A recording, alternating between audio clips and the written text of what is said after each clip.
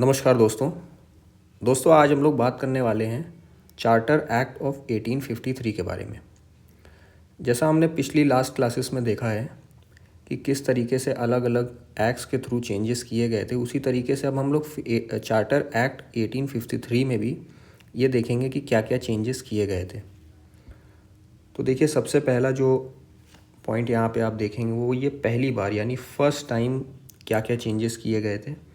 तो देखिए, जो separate legislative and executive functions of governor general, मतलब लेजिस्लेटिव और एग्जीक्यूटिव फंक्शंस गवर्नर जनरल के अलग अलग कर दिए गए थे। मतलब लेजिस्लेटिव फंक्शंस अलग और एग्जीक्यूटिव फंक्शंस अलग। ठीक, अब इसमें चेंजेस क्या किए गए थे, इसमें separate governor general legislative council बनाया गया था पहली बार। ठीक, तो ये आप ध्यान रखिएगा, जिसको नाम दिया गया इंडियन लेजिस्लेटिव काउंसिल के नाम से। अब देखिए, ये क्वेश्चन एक बार आया है, मुझे याद है, इंडियन लेजिस्लेटिव काउंसिल पहली बार किस ईयर में इस्टेब्लिश हुआ था, तो वो आपका आंसर होना चाहिए 1853 में।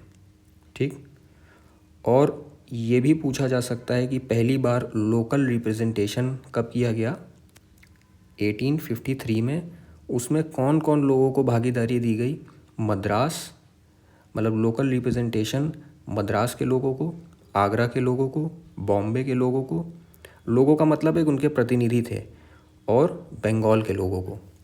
तो इन लोगों को इसमें भागीदारी दी गई, किसमें, इंडियन लेजिस्लेटिव काउंसिल में। ठीक, फिर हम लोग आगे अगर बात करें तो ये देखिए, एक बार फिर से फर्स्ट टाइम सिविल सर्विसेज का रिक्रूटमेंट किया गया। किन का रिक्रूटमेंट किया गया, सिविल सर्विसेज का। मतलब अब जो सिविल सर्वेंट्स होंगे उनका रिक्रूटमेंट के हिसाब से उनको सेलेक्ट किया जाएगा, और उसके हिसाब से पहली कमेटी जो बनाई गई वो कौन सी बनाई गई, मैकॉले कमेटी। ये भी क्वेश्चन आया है कई बार कि मैकॉले कमेटी किस एक्ट के थ्रू बनाई गई थी, तो वो आपको याद रखना है 1853 के थ्रू। और सिविल सर्विसेज का जो रिक्रूटमेंट था वो पहली बार किस एक्ट के थ्रू किया गया, तो यानी 1853 के तहत। तो ये आप ध्यान रखिएगा। फिर आगे हम आज बढ़ते हैं, गवर्नमेंट ऑफ इंडिया एक्ट 1858 के बारे में भी पढ़ेंगे। देखिए, लास्ट कुछ क्लासेस में आपको मैंने बताया था कि गवर्नर जनरल की जो पोस्ट थी उसको बदला गया था। मतलब पहले जो थे वो गवर्नर ऑफ बंगाल हुआ करते थे, फिर उसको चेंज किया गया कहाँ, गवर्नर जनरल ऑफ बंगाल। ठीक,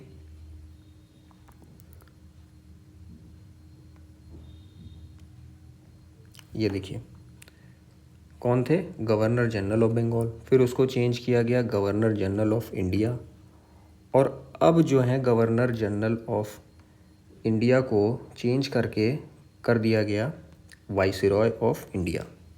कब किया गया, 1858 में।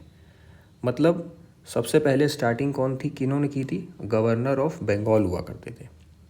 फिर इस एक्ट के थ्रू यानी 1773 में इसको चेंज करके गवर्नर ऑफ बंगाल को चेंज करके गवर्नर जनरल ऑफ बंगाल कर दिया गया।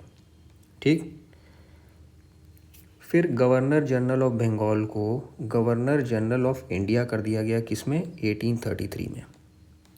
अब फिर से गवर्नर जनरल ऑफ इंडिया को चेंज करके क्या कर दिया गया, वाइसरॉय ऑफ इंडिया। कब, 1853 में। और ये कौन बने पहली बार, कैनिंग। ठीक, ये आप याद रखिएगा वर्ड कैनिंग यानी सी। दूसरी चेंजेस जो किए गए थे, दूसरा जो पॉइंट है वो है बोर्ड ऑफ कंट्रोल। इनको अबॉलिश कर दिया गया था। अबॉलिश मतलब इसको ख़त्म कर दिया गया था। और ये वही बोर्ड ऑफ कंट्रोल है जो मैंने आपको बताया था। ये देखिए, ये देखिए बोर्ड ऑफ कंट्रोल, ये जो आप देख रहे हैं जिनको पॉलिटिकल पावर दी गई थी। ठीक, अब इनको यहाँ पे ख़त्म कर दिया गया, इसकी पोस्ट को ख़त्म कर दिया गया। तीसरा जो पॉइंट यहाँ पे आता है वो ये आता है कि created new office of secretary of state for India. उसमें 15 मेंबर्स की भागीदारी सुनिश्चित की गई। मतलब 15 मेंबर्स जो होंगे वो इस बोर्ड के मेंबर्स होंगे। कौन से? Secretary of state for India, जिसको एक नया ऑफिस के नाम से बनाया गया।